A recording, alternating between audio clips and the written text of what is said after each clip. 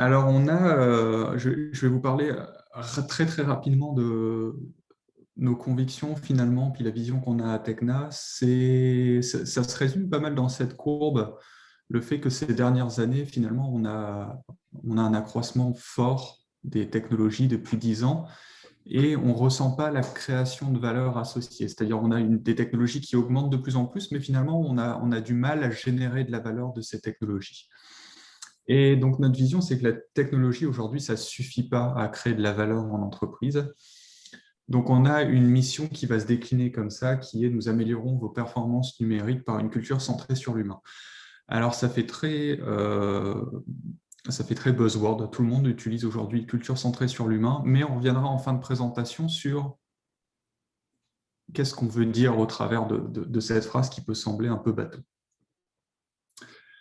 Donc, on intervient sur différents domaines, donc la stratégie produit, l'expérience utilisateur, la performance numérique, tout ce qui va toucher à l'analytics et au SEO, l'expertise technique, donc le développement, et on fait également de la formation et on est depuis cette année partenaire avec Concordia.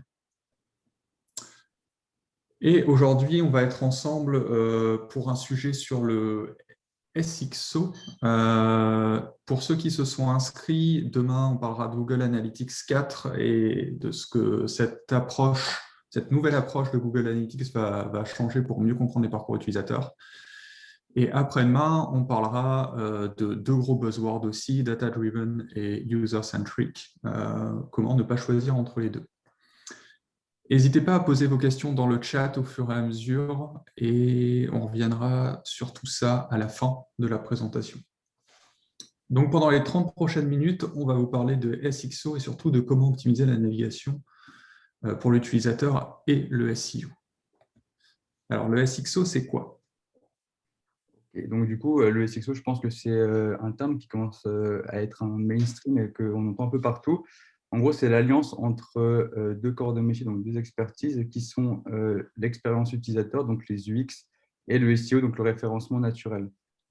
On voit que Google en fait, apporte de plus en plus d'importance aux critères qui est l'expérience client, utilisateur. On voit que de plus en plus dans ces algorithmes et ces mises à jour, ces critères interviennent et prennent de plus en plus de place.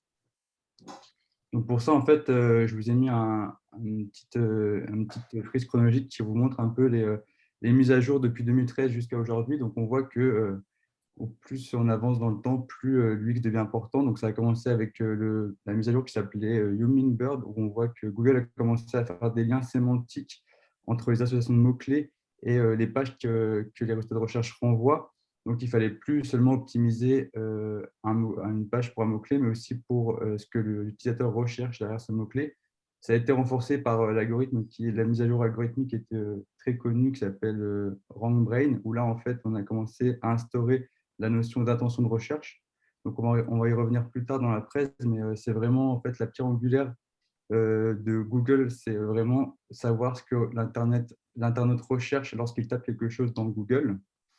En 2018, il y a eu donc l'index mobile first. Là, ça a été vraiment aussi un renversement dans Google. C'est Google, en fait, pour l'indexation des pages, prend en référence la page mobile, ce qui fait que l'UX a été vraiment important car il fallait décider justement de comment agencer les éléments importants dans le SEO sur une page mobile pour ne pas les enlever déjà et qu'ils soient visibles par Google. Et enfin, donc là, on va voir arriver la nouvelle mise à jour, donc la SXO Update, qui va normalement arriver en mai 2021. On n'a pas voulu trop parler de cette update parce que déjà, on ne la connaît pas forcément à fond parce qu'elle n'est pas sortie et parce que beaucoup de conférences en parlent déjà beaucoup. On voit que cette update, elle est très focalisée sur des aspects techniques de l'UX, donc avec des KPI très front, donc notamment sur les temps de chargement, l'interactivité et la stabilité visuelle. Nous, on pense aussi chez Atecna que le SXO, ce n'est pas forcément que des KPI techniques, c'est aussi des synergies entre l'UX et le SEO d'un point de vue métier. Et c'est pour ça qu'en fait, on a orienté plus cette conférence sur comment, en fait, avec des cas concrets, on va voir comment optimiser des choses opérationnelles et métiers dans un site. Et on a pris l'exemple de la navigation et tout ce qui est maillage interne. parce que je pense que si vous avez souvent, enfin, si vous avez travaillé en SEO, vous voyez très bien que le maillage interne, c'est une des choses les plus puissantes pour le SEO et le fait de bien manipuler cet élément peut vous apporter des gros bénéfices. Et on va voir aussi qu'en UX, ben, ça peut aussi orienter l'utilisateur pour qu'il ait une meilleure navigation sur le site. Et pour ce faire, en fait, on a pris 4 exemples. Donc, on va voir comment en fait, optimiser en SEO et en UX le méga menu, la recherche et les filtres à facettes, tout ce qui est fil d'Ariane et liens contextuels donc dans des pages. Et enfin, on fera un focus sur tout ce qui est contenu éditorial et justement avec les intentions de recherche, voir comment le contenu éditorial est devenu aussi une chose importante, même pour des sites à la base e-commerce. Donc, on va commencer par le méga menu avec la vision de Jérémy sur l'UX. Ouais. Un gros disclaimer avant de démarrer. En fait, les exemples qu'on va vous donner, on va vous donner certains chiffres qui ne sont pas directement liés à un client, mais plutôt à l'ensemble des clients ou des partenaires avec qui on a pu travailler. Malgré tout, ça reste des tendances. Donc, confrontez ce qu'on vous dit à vos données de terrain, il se peut qu'il y ait des écarts. Et la deuxième chose, c'est qu'on va afficher des interfaces de marque. Il n'y a pas de jugement. Certains sont même nos clients. On comprend bien que tout est fait dans un contexte, donc c'est normal que tout ne soit pas toujours fait dans les règles de l'art. Et effectivement, on commence par le méga menu parce que moi, c'est un sujet qui m'interpelle beaucoup en tant que UX. C'est souvent des longues discussions qu'on peut avoir sur ces interfaces-là. Donc, le méga menu, vous voyez un peu de quoi ça parle, hein. On va pouvoir naviguer dans la quasi-totalité de l'arborescence du site. Beaucoup de sites l'utilisent. Et en tant que UX, forcément, on a un problème avec ça, c'est que ça génère une charge cognitive très élevée. On va avoir beaucoup trop d'entrées, ça va être difficile de se repérer. Ça va être aussi assez compliqué à l'adapter au mobile. Encore une fois, ça va générer beaucoup de charge cognitive. Ça va être très dur de naviguer dans les éléments de sous-menu. Et cette navigation qui est complexe, en fait, on va la retrouver d'un point de vue analytics, c'est-à-dire qu'on va avoir une très forte mise en avant des premiers niveaux de catégorie et même dans ces premiers niveaux. Donc là, si vous regardez la première barre de menu, finalement, les 3 premières entrées vont avoir le plus de poids, puis le reste va être délaissé. Et quand on va descendre dans un deuxième niveau, ça va être la même chose. Les entrées du haut, par exemple, vont avoir un très fort poids et le reste va être délaissé. Excusez-moi. Donc, d'un point de vue UX, pour moi, le méga menu est une mauvaise pratique, mais qu'est-ce qu'il en est d'un point de vue SEO?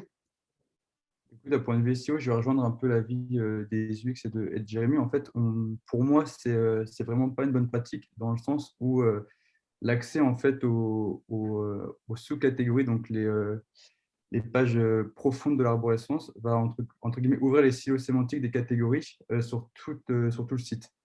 Donc en fait, ce qui va faire que Google va crawler toutes les pages secondaires sur toutes les pages du site à cause du méga menu et va moins comprendre en fait le contexte sémantique de chaque catégorie.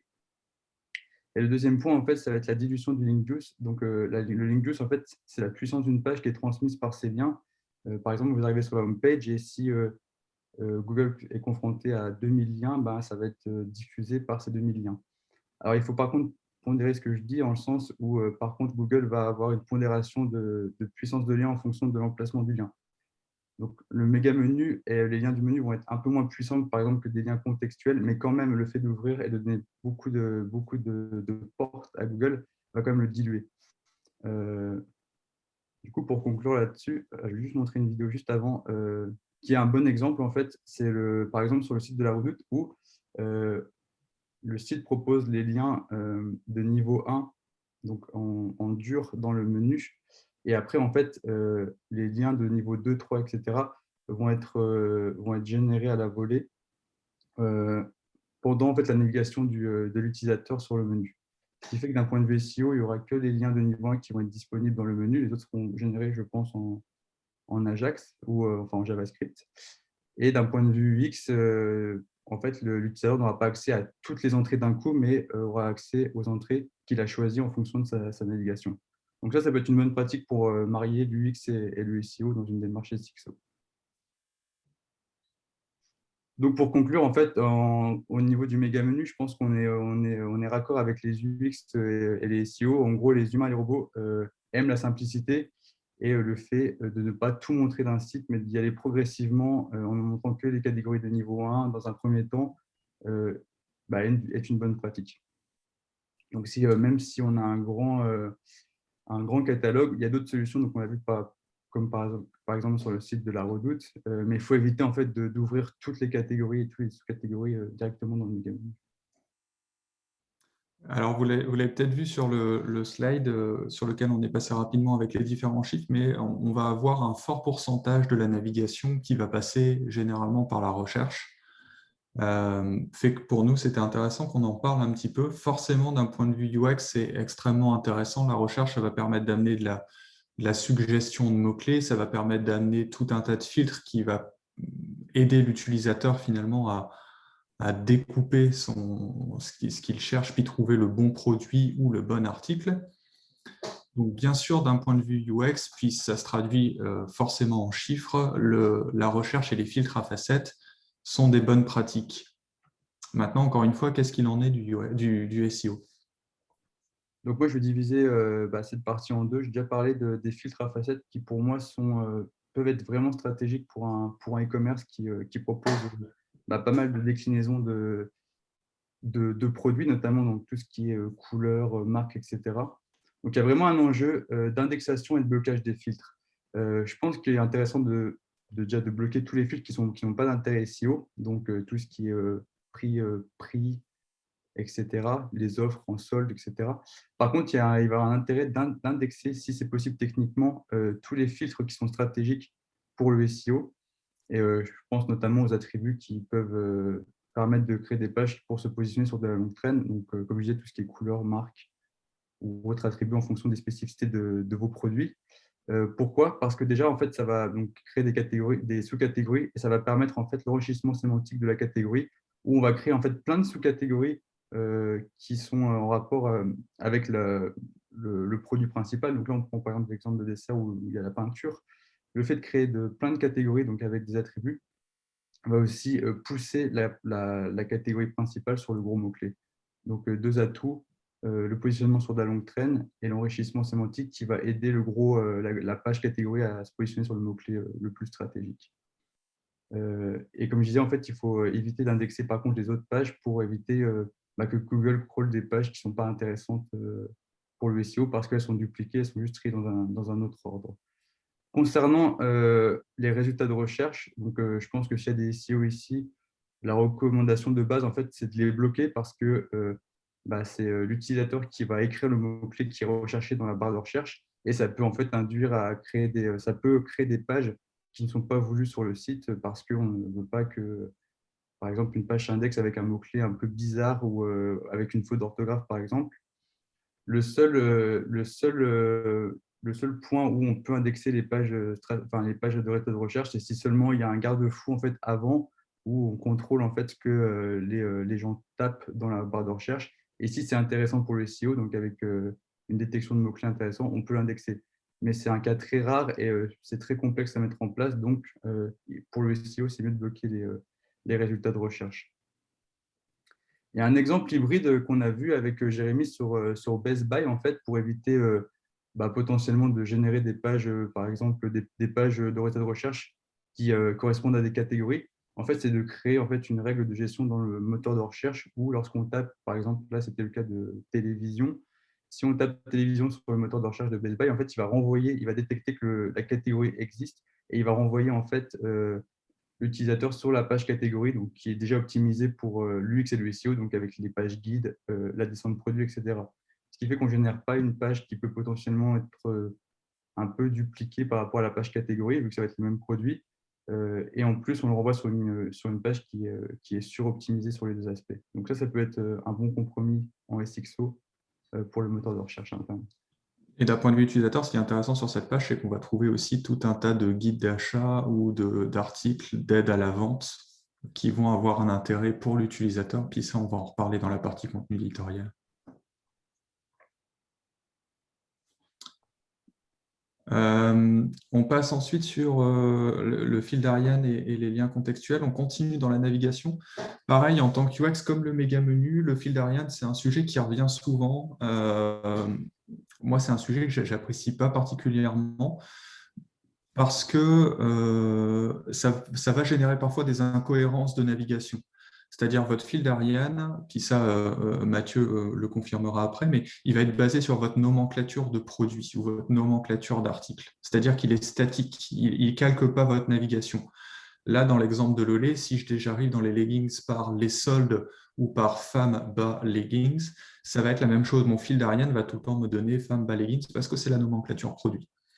Et que ça peut être un peu perturbant d'un point de vue utilisateur parce qu'on a tendance, en tant qu'utilisateur, à l'associer vraiment à ma navigation.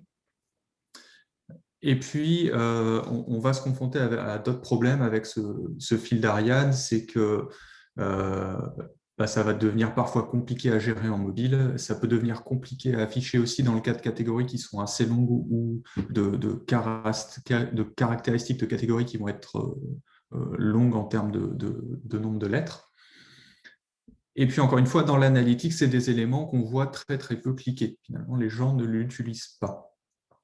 Pourtant, quand je parle de retirer ce fil d'Ariane ou de le mettre plus bas, souvent, ce qu'on va répliquer à un UX, c'est que c'est important de le garder d'un point de vue SEO. Moi, ce que j'aime voir aussi, c'est qu'il y a d'autres options que ce fil d'Ariane pour naviguer finalement dans les catégories supérieures. Là, c'est un autre exemple où cette marque va utiliser des tags sous le descriptif produit pour pouvoir ramener vers des catégories supérieures. Ce qui est intéressant, c'est qu'ils vont pouvoir ramener vers différentes catégories supérieures, pas juste une seule. Alors, est-ce que réellement, Mathieu, il y a un enjeu SEO à conserver le fil d'Ariane?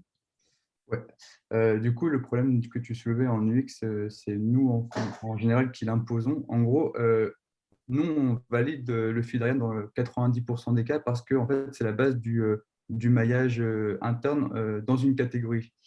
En gros, c'est donc un maillage qu'on appelle structurel parce qu'il n'est pas dans un texte et il est dans l'arche du site. Et en fait, ça va permettre de comprendre à Google la structure d'une catégorie, donc la page mère, les pages mères, sans vraiment d'effort de la personne qui va être en charge du site parce que les génère automatiquement. Par contre, c'est important qu'elles suivent un chemin d'arborescence statique, donc ce que tu dis, Jérémy, parce que il ne faut pas que Google détecte plusieurs fils d'Ariane sur une même page, sinon il ne va pas comprendre en fait dans quelle catégorie il se trouve. Et c'est le cas notamment des produits qui sont dans plusieurs catégories. Et en général, moi par exemple, j'impose en fait si on veut un fil d'Ariane SEO friendly, de bloquer en fait une seule catégorie mère, donc souvent la catégorie produit et pas la catégorie événement comme les soldes, etc. Pour que le fil d'Ariane soit toujours le même et que Google comprenne la bonne structure de la catégorie et de où la page se trouve réellement sur le site. Par contre, ce n'est pas une fin en soi, c'est juste que le fil d'Ariane, ça permet d'avoir un maillage interne optimisé. On peut remplacer le fil d'Ariane par des liens contextualisés optimisés, par exemple dans des textes, mais ça va demander beaucoup plus d'efforts parce qu'il va falloir créer une stratégie d'encre, créer une stratégie de création de liens qui sont en général faits à la main sur des textes. Donc là, j'ai pris l'exemple là de Best Buy qui crée par exemple des liens contextualisés dans des encarts des textes de catégories. Et ce genre de lien en fait, peut remplacer un fil d'Ariane si c'est bien fait. Mais encore une fois, ça demande énormément d'efforts parce que souvent, c'est créé à la main. Donc, pour résumer, il n'y a pas qu'une seule solution pour naviguer sur le site et entre les pages. Nous, on préfère mettre un fil d'Ariane parce que c'est la sécurité d'un maillage interne à peu près propre. Par contre, on peut trouver en fait d'autres solutions qui peuvent aussi plaire à l'UX et notamment créer des liens contextualisés dans des textes de pages si on n'en oublie pas et si c'est bien fait. On va passer sur la partie éditoriale maintenant. Ouais, dernière partie, effectivement, la partie éditoriale, on a commencé à évoquer ça avec Best Buy. C'est encore une fois un sujet intéressant d'un point de vue UX, puis c'est un truc très à la mode en ce moment. On parle beaucoup de UX-writing sur les communautés d'expertise UX. Donc, ramener du contenu intelligible pour l'utilisateur qui va l'aider dans ses choix, Ça va permettre d'offrir une certaine expertise, démontrer l'opinion d'une marque, participer, même contribuer à développer cette image de marque. Donc, d'un point de vue UX, ramener du contenu dans une architecture de site qui est orientée produit, ça fait beaucoup de sens. Est-ce que ça a un avantage aussi côté SEO, Mathieu? Ouais, je ne sais pas si vous vous rappelez, tout au début de la présentation, je vous ai parlé pas mal de fois d'intention de recherche et je pense que là, c'est vraiment quelque chose à prendre en compte lorsqu'on va créer en fait, de nouvelles pages sur un site. C'est que Google fait super attention à l'intention de recherche de l'utilisateur lorsque quelqu'un tape quelque chose sur son moteur de recherche. Et en fait, selon l'intention de recherche de l'utilisateur, il va renvoyer une certaine typologie de page. Donc, juste pour rapidement, je vous ai relisté les plus connus. Donc, il y a la requête navigationnelle. Donc là, ça va être plus lorsqu'un internaute cherche une marque, par exemple, ou des sites précis. Donc là, c'est le cas de Zara. Et on voit que c'est la home page qui ressort et c'est forcément le site de la marque qui va ressortir. Après, il va y avoir tout ce qui est requête informationnelle, donc ce qui va être intéressant justement pour la partie éditoriale. En fait, c'est lorsque l'internaute recherche des informations sur un sujet ou sur un produit. Et du coup, en fait, ce qui va ressortir sur Google, ça va être plus des pages avec du contenu assez dense qui permettent de guider en fait l'utilisateur. On voit que le résultat de recherche ne va pas être du tout le même que sur le précédent, où là, on va y avoir des questions en rapport avec le mot-clé. Souvent la position 0 avec la réponse rapide à la question qu'on pose dans Google. Et là, il va y avoir beaucoup d'articles de blog qui vont être positionnés et moins en fait, la partie e-commerce. Et aussi, il y a également donc la requête transactionnelle où là, en fait, Google a détecté que l'internaute voulait acheter quelque chose, donc un bien ou un service. Et là, on va plus voir sur le résultat de recherche, donc tout ce qui est Google Shopping et Google Ads, avec en résultat de recherche souvent des pages e-commerce, donc soit des pages produits ou des pages catégories. Et ça, c'est important de le comprendre parce que justement, le fait de créer un contenu éditorial, par exemple, sur un site e-commerce, ça va permettre en fait d'aller chercher d'autres requêtes qui ne sont moins e-commerce, mais plus basées sur l'information, qui peuvent être aussi des requêtes très, très stratégiques pour le SEO, parce qu'elles peuvent convertir si en fait, on crée bien, donc avec l'UX, des call to action sur la partie blog pour envoyer sur la partie e-commerce. Ce qui est intéressant aussi, c'est que la partie contenu éditorial va permettre aussi d'enrichir sémantiquement donc les catégories. On peut totalement en fait, les mailler dans une descente de produits. Donc, il y a pas mal de e-commerce qui font ça, ou dans la descente de produits, il y a aussi des guides qui aident l'utilisateur à comprendre en fait, comment acheter tel ou tel produit de la catégorie, surtout quand on est sur des produits assez techniques. Je pense au bricolage ou aux vêtements de sport assez techniques. Et en fait, Google va vraiment comprendre tout l'écosystème et, et les différentes typologies de pages qui sont à l'intérieur de la catégorie et va mieux la positionner et mieux comprendre de quoi on parle. Un truc aussi qui est super important sur les pages où il y a beaucoup de contenu, et je pense qu'on n'en parle pas assez, c'est la création de sommaires qui peut aussi aider donc, d'un point de vue UX et SEO. Donc, je pense que j'avais mis un avis là-dessus. Ouais, c'est aussi un sujet sur lequel parfois on a du pushback en tant que UX, d'utiliser des sommaires avec des encres dans la page qui permettent de naviguer rapidement au travers d'un contenu éditorial dense. Donc là, c'est un exemple qu'on a trouvé sur un site de Google. Euh, Ça va être super intéressant pour naviguer rapidement, permettre de survoler les sujets qui vont être traités dans un article et donc aider à décomplexifier des contenus denses. C'est des éléments qu'on trouve aussi assez régulièrement sur des sites gouvernementaux. Et donc moi, je vois un intérêt d'un point de vue UX, puis parfois j'ai du mal à le pousser, mais c'est un intérêt aussi côté SEO. Ouais, c'est ça. Donc, moi, j'utilise de plus en plus les sommaires pour deux raisons. Déjà parce qu'en fait, on va faire un travail justement de recherche de sémantique et de longue traîne sur ces titres de sommaire.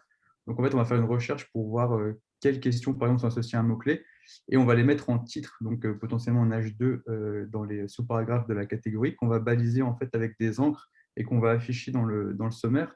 Donc ça va encore enrichir sémantiquement la page. Et en plus de ça, en fait, Google peut positionner une encre de lien d'un site directement sur le mot-clé longue traîne qu'on a visé avec le sous-paragraphe. Ce qui fait que là, on a un exemple sur le slide où on voit que directement, il y a un petit encart aller à comparaison des tarifs bancaires, ce qui correspond en fait à une encre de lien qu'on a placée dans le sommaire. Donc, on va pouvoir aller viser beaucoup de mots-clés longue traîne en rapport avec le sujet principal de la page, rien qu'en balisant justement les H2, donc les titres avec un sommaire.